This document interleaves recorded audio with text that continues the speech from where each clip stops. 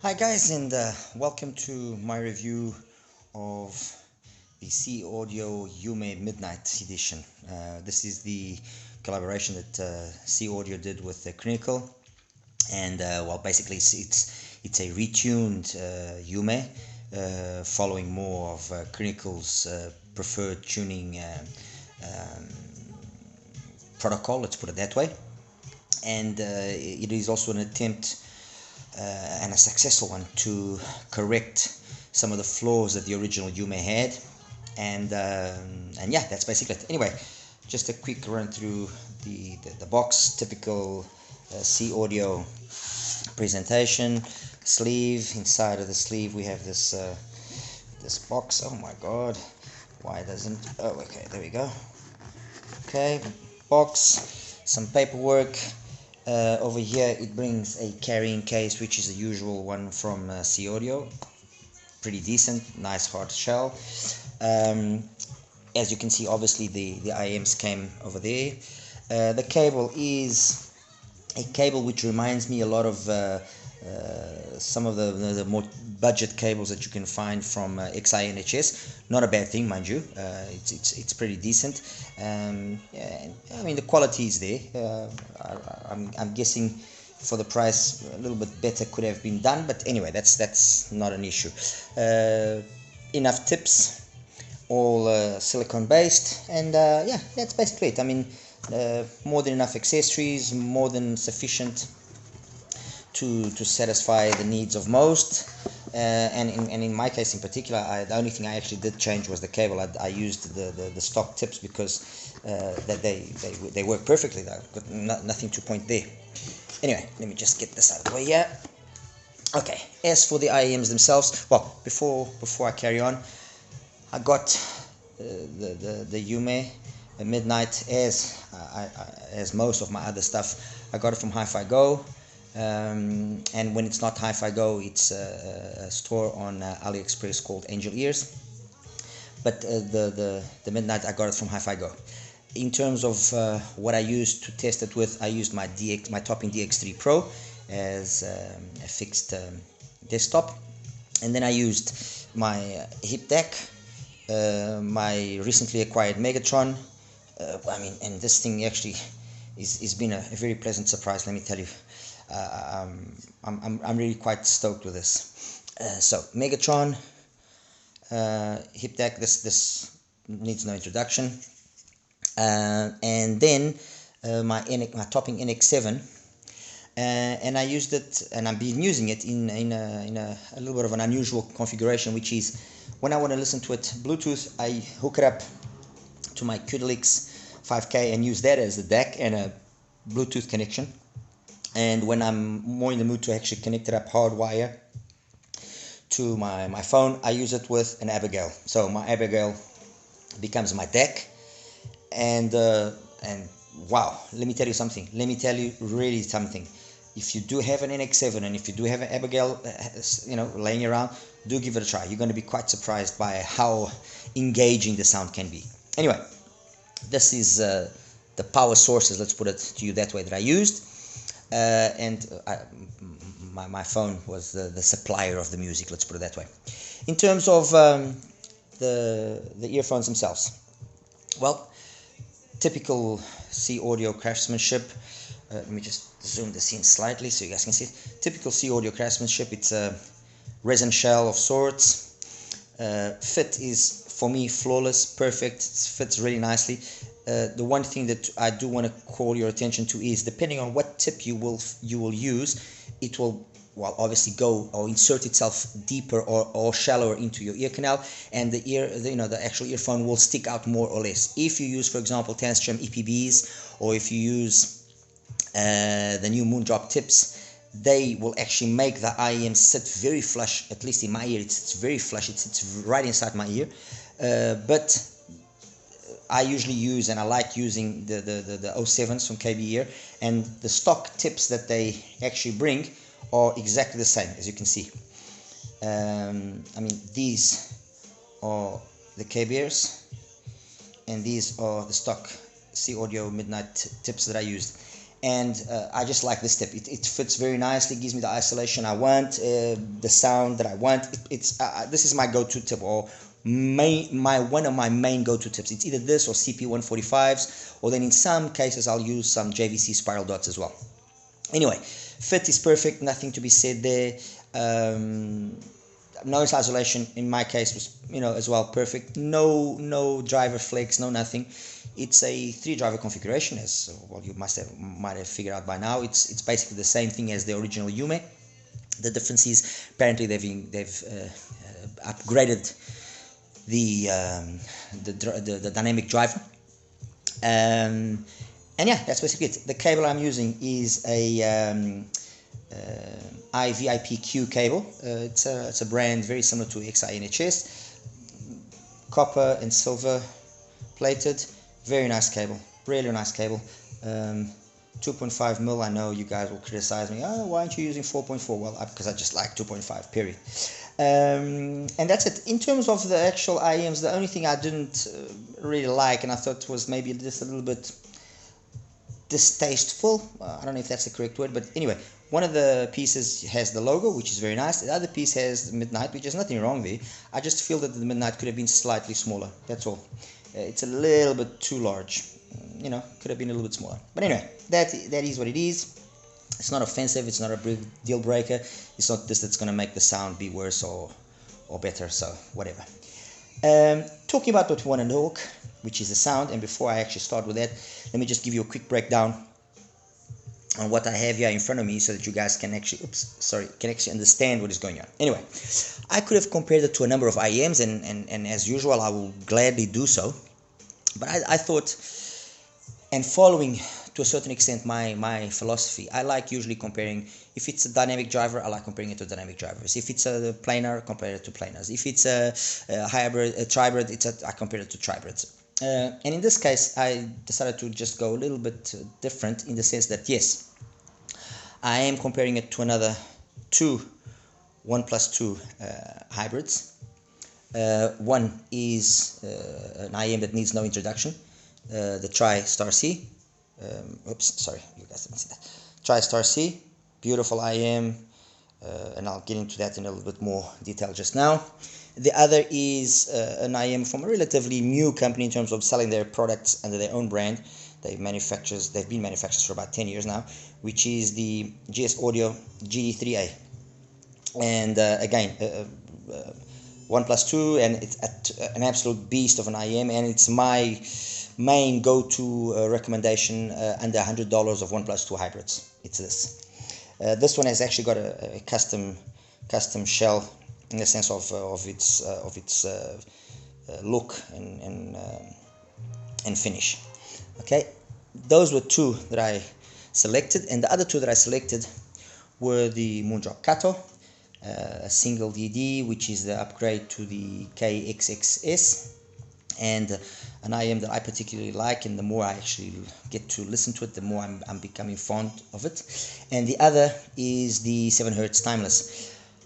I could have also had the Let's Shure S12, but I decided to just keep the Timeless to try and keep things more or less in the same price bracket. Fair enough, those 2 are a little bit cheaper, but these 3 are basically the same price. So we're talking about $190 for the Moondrop, $220 for the Timeless, $200 for the SeeAudio for the Midnight, about $130, $135 for the Star C, and about $95 for the GD3A from SeeAudio. And as I was saying, I could have compared with more, and I will gladly do it.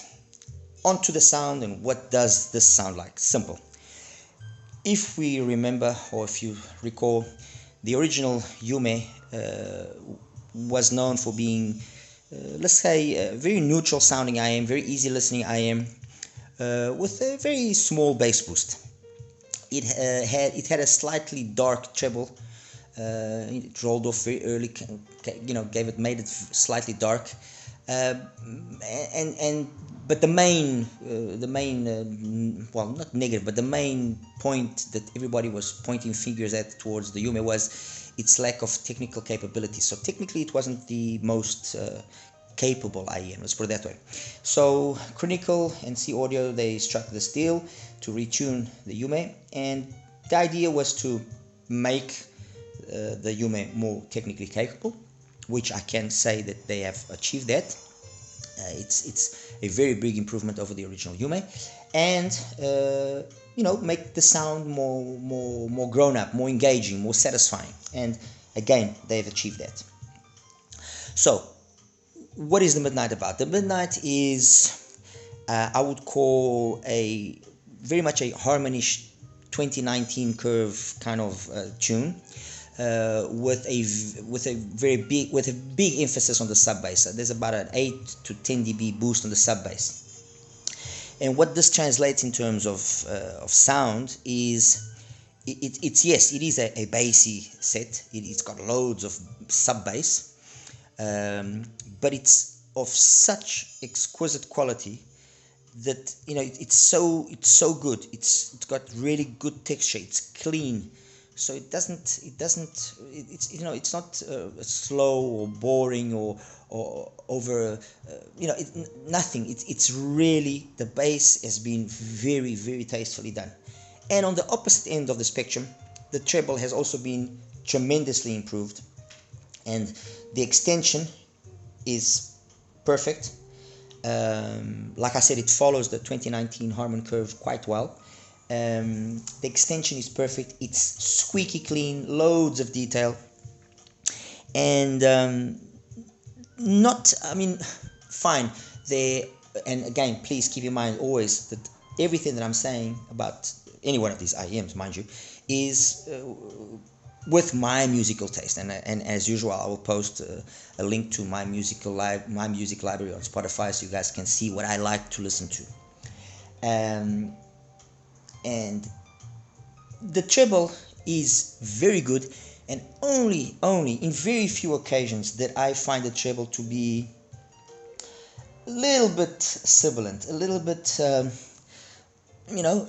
but at the same time, I believe that little bit of sibilance that occasionally happened is more down to the actual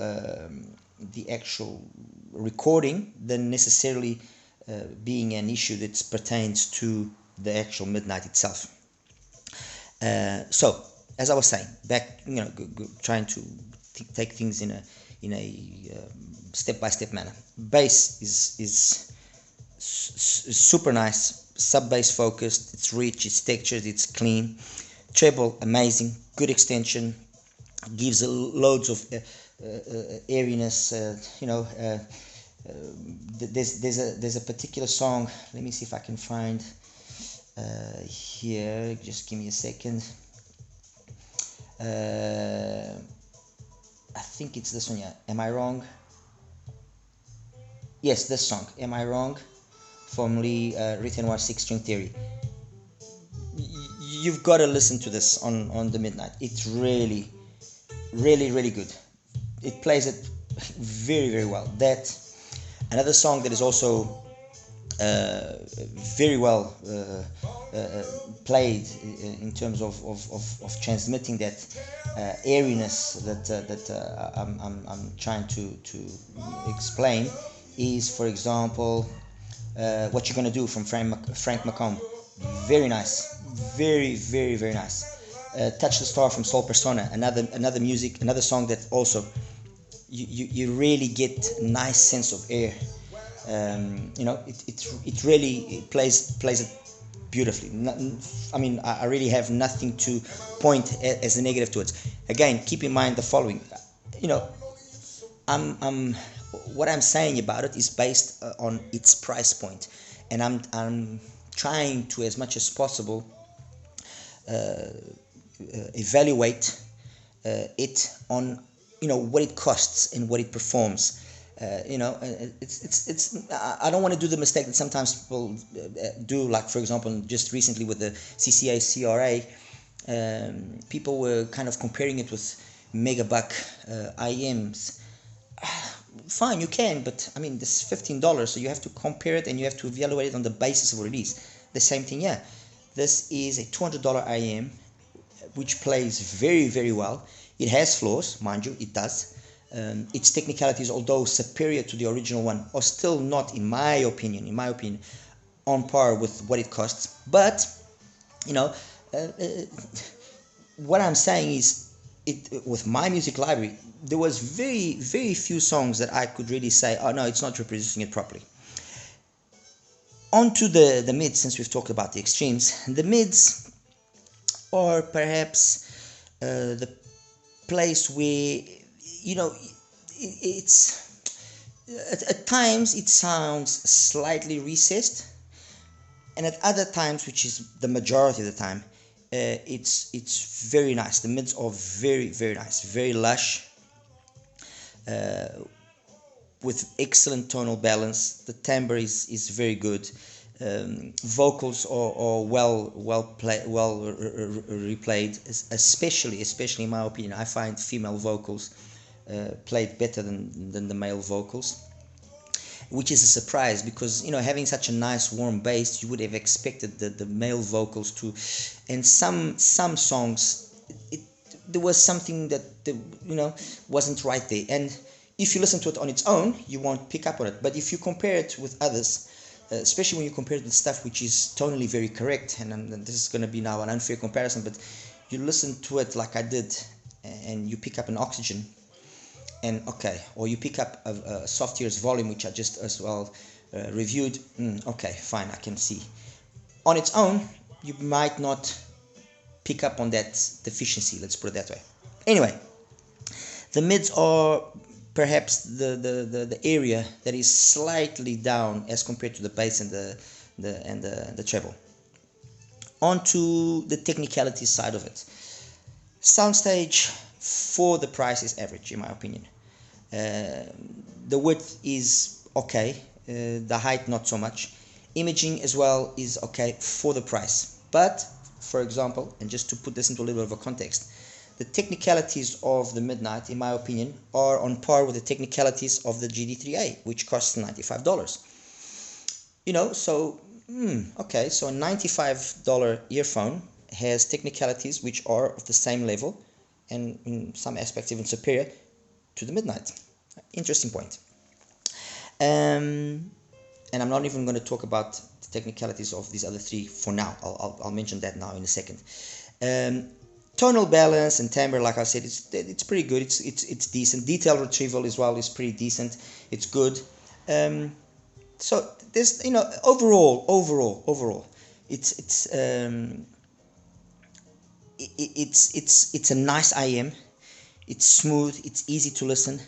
I didn't find it to be sibilant to the point where, oh no, you can't listen to it. No, I think, like I mentioned just now, I think the little bit of sibilance that sometimes occurred was down more to the recording than anything else. And even the 8K peak that you have in the curve, personally, I didn't find it to be strong enough or big enough to be bothersome or to show itself as a negative point. How does it sound compared to these other IMs? And is it an upgrade? Is it a side grade? Is it worthwhile if you have any of these to get it or not? Okay. As you know, comparing DDs or planars with hybrids is not something that I usually do, but I've decided to do it this time. As compared to the Kato, overall I find the Kato more fun to listen to. It's just got this liveness in the mid bass. It doesn't have the sub bass that the Midnight has, that's true.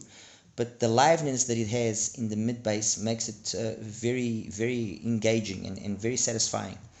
I find the mids on here to be as good, if not better, sometimes even than the mids of the Midnight. And I didn't find in any way that the high frequency was missing in any aspects.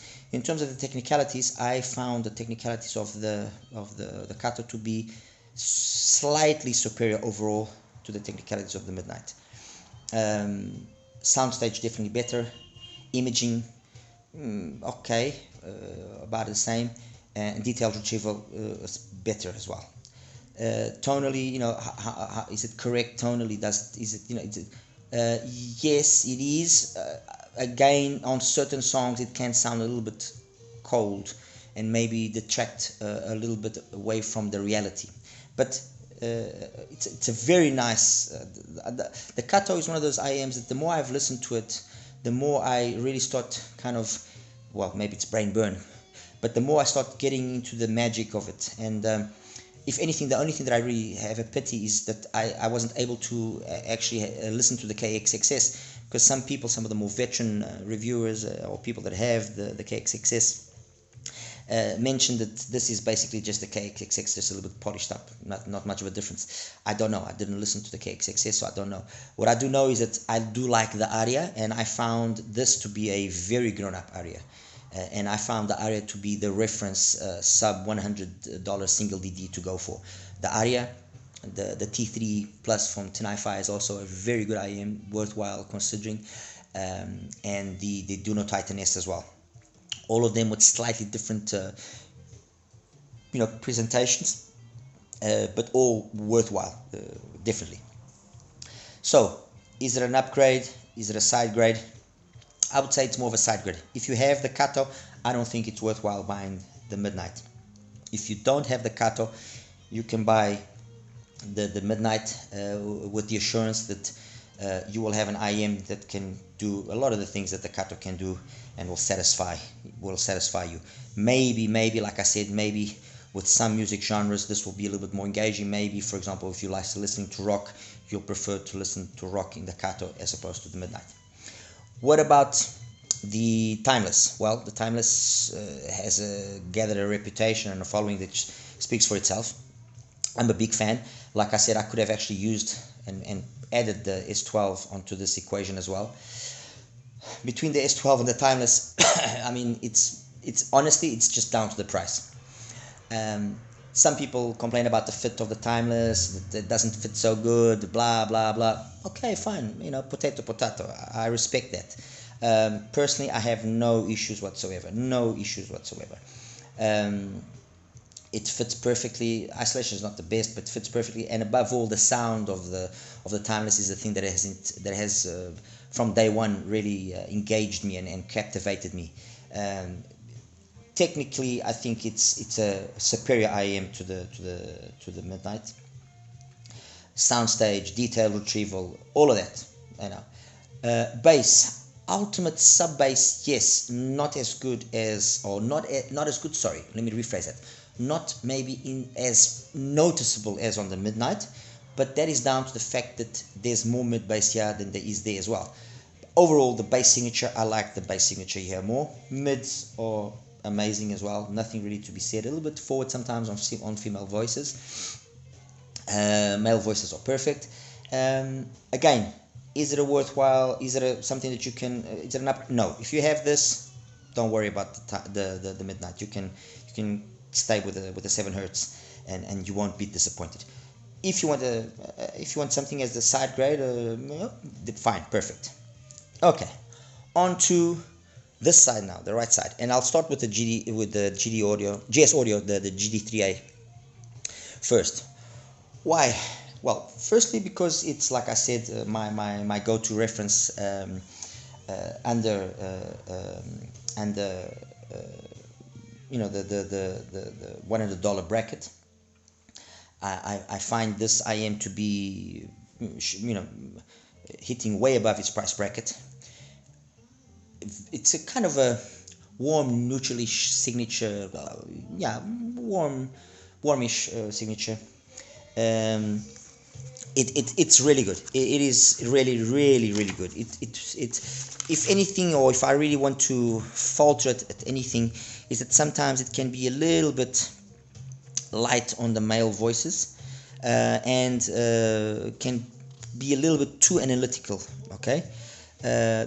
Treble is clean. It rolls off relatively early, but you don't really notice it. Treble is clean. Bass is clean, textured. It's a GS Audio kind of thing. GS Audio has very good quality bass. Maybe you don't notice it in terms of ultimate sub bass extension, but the mid bass is always very good, very clean, very fast, very engaging. So, is the Midnight an upgrade to the GS Audio? Yes, it is an upgrade. in the sense that you get a sense of a more mature sound in the Midnight. Having said that, and you know, take this with a grain of salt, I do believe that that will be really the only real benefit that you will gain, because technically they are on par with each other, and in terms of overall sound presentation, signature, everything, I believe this I believe them to be very equal. It's just that you get the feeling that the Midnight does everything in a more grown-up way. That's basically it. Finally, and but not least, the Star C. So what's the story with the Star C? Yeah, well, the Star C has, from basically day one, and it's been around for a while, been known as an IM that in terms of its technical capabilities is excellent, and it stands true. It's been in the market, I think, now for 2 years, and I was late in actually buying it, and I finally bought it because I really wanted to understand and to be more knowledgeable and more understanding of what people would say about it. And it is flawless construction, which is the case as well with many products from Tri, by the way. And flawless construction. The sound is clean, detailed. I mean, you really cannot falter it. It's the perfect IM for those people that like detail, that like the technicality sides of it. And in that aspect, technically, it is superior to the Midnight. Period. I mean, for me at least, it is superior. You listen to this and you really, everything is so crystal clean. It's really, really good. Where does it lose to the Midnight? It loses to the Midnight in the sense that it is so clean, and the bass, although it is very high quality bass, there's just enough bass, even with the switch turned on to the let's say to boost the lower frequencies just a little bit, because it has this switch which allows for a slight there we go. It just makes it just fall behind the Midnight in that engaging part of things, in the sense that, like I was saying earlier, or just a few minutes ago, with regards to the GS Audio, you get the sense of this being just a slightly more mature sound. Is it an upgrade, or is it a definite upgrade to go for the Midnight over the Star C, taking into consideration the price difference of about $70? I think it will be very much dependent on what is it you want. Okay, what music genre do you listen to? You like details and all that kind of stuff, then yes, definitely the stay with the Star C and don't worry about upgrading to that. You want perhaps a more warm sound with a sense of grown up feel to it, then I would say yes, the Midnight would probably be a good upgrade. I honestly ultimately think they are more a side grade than really an upgrade. That's my opinion. And yeah, that's basically it. So if you have the Kato, stay with the Kato. I don't think it's worthwhile going for the Midnight. If you don't have the Kato, and if you get the Midnight, you won't really miss the Kato. If you have a Timeless, keep the Timeless. It's period. The Timeless is a superior IM overall. You have the GS Audio and you want a more mature sound, definitely the Midnight is an upgrade. You have you got a Star C, and you like your technicalities, and that's the kind of sound that you want, or you like listening to a lot of female voices, and stay with it. Don't upgrade. The only reason why you would upgrade is if you want to side grade, let's put it with you. You want a different flavor, slightly warmer, slightly more lush. Otherwise, that's how I would play it.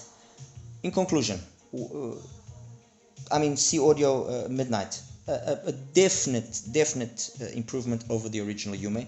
Is it worth the $30 or $40 in terms of price? I think it is, honestly. I really do.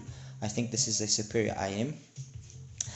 Are there things that can keep up with it and exceed it and beat it, even at lower prices? Yes, there are. For example, and I'm just going to say this to finish up because this is becoming a really long video. Let's Shure S12. I think at the price point that it has, and I applaud Let's Shure for having been able to give us an IM of that quality for that price, which is $140. It's a superior IM for me to the Midnight. Definitely is. But overall, it's a nice IM. It's a good IM. It's if you know if this fits your flavor, if this is your cup of tea, definitely go for it. And yeah, and that's basically it, guys. Anyway, I hope you enjoyed this little take of mine on the SeeAudio Yume Midnight Edition, and I'll see you guys soon again. Thank you. Take care. Bye bye.